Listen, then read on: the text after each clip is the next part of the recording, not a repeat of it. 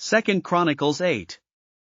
At the end of 20 years, during which Solomon built the temple of the Lord and his own palace, Solomon rebuilt the villages that Hiram had given him, and settled Israelites in them.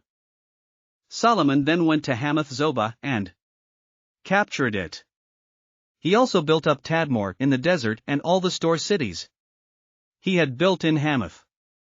He rebuilt Upper Beth Horon and Lower Beth Horon as fortified cities, with walls and with gates and bars, as well as Baalath and all his store cities, and all the cities for his chariots and for his horses, whatever he desired to build in Jerusalem, in Lebanon, and throughout all the territory he ruled. There were still people left from the Hittites, Amorites, Perizzites, Hivites and Jebusites. These people were not Israelites. Solomon conscripted the descendants of all these people remaining in the land whom the Israelites had not destroyed to serve as slave labor, as it is to this day. But Solomon did not make slaves of the Israelites for his work. They were his fighting men, commanders of his captains, and commanders of his chariots and charioteers. They were also King Solomon's chief officials, 250 officials supervising the men. Solomon brought Pharaoh's daughter up from the city of David to the palace he had built for her, for he said, "My wife must not live in the palace of David king of Israel, because the places the ark of the Lord has entered are holy." On the altar of the Lord that he had built in front of the portico, Solomon sacrificed burnt offerings to the Lord according to the daily requirement for offerings commanded by Moses for the Sabbaths, the new moons and the 3 annual festivals, the festival of unleavened bread, the festival of weeks and the festival of tabernacles.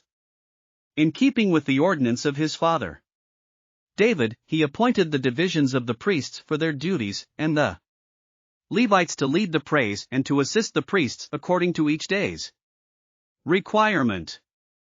He also appointed the gatekeepers by divisions for the various gates, because this was what David the man of God had ordered.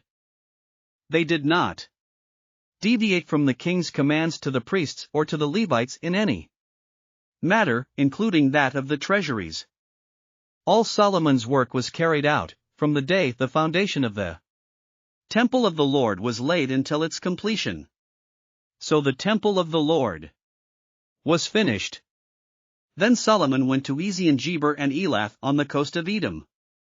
And Hiram sent him ships, commanded by his own men, sailors who knew the sea. These, with Solomon's men, sailed to Ophir and brought back 450 talents of gold, which they delivered to King Solomon. Thanks for listening to another chapter of the Bible.